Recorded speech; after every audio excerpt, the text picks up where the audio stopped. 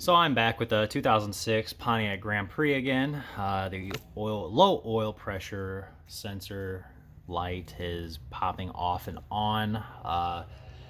So we're going to replace the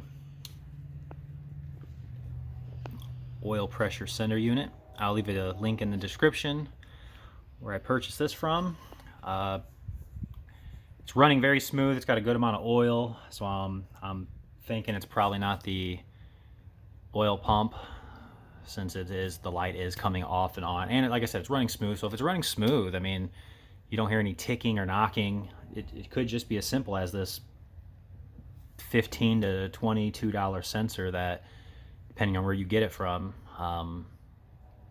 it could be it. So we're hoping. So what you're going to need is a special socket that you can buy at any auto parts store. I got this one from AutoZone.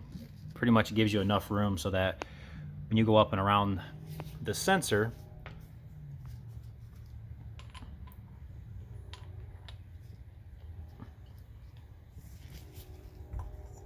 if I put it in the right way, there, you don't actually damage anything. So on this 3.8 liter, want to jack up, get the passenger side. Definitely got to find the oil filter, and then you usually follow that in. You can get pretty close to it, which in this case it's right there, held on by a little green clip. So we'll go ahead and take that clip off and get that wiring harness off.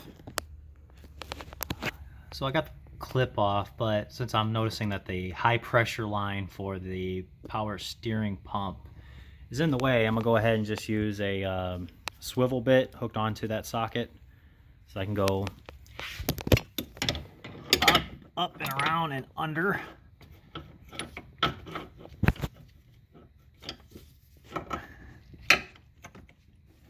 There we go. See, I'm gonna go up and around and under that. There we go.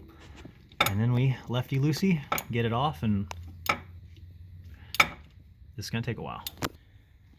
So I took the old one out, matched it up to the other one very quickly. If you are opting to not drain the oil completely out like me, just have the new one ready. Just replace that as fast as you can. I mean, you really don't spill that much. And then you just put the new one in and righty-tighty.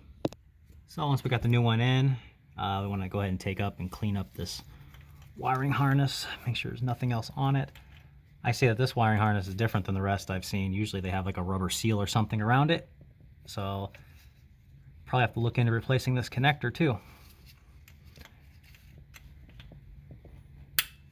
And that's it. Then we'll refill whatever oil we lost during that really short period of time. I mean, you can barely see it, see? And we start up and find out if that was the fix or not. So last thing you want to do is start the vehicle up, make sure you don't see any leaks, which the high idle's gone, so that's good.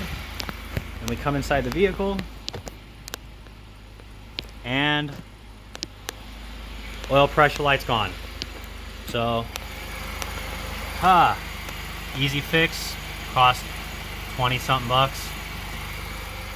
Engine still sounds good. Like I said, I'll leave a link in the description for the parts that I purchased for this job. Like I said, this is the 3.8 liter non-supercharged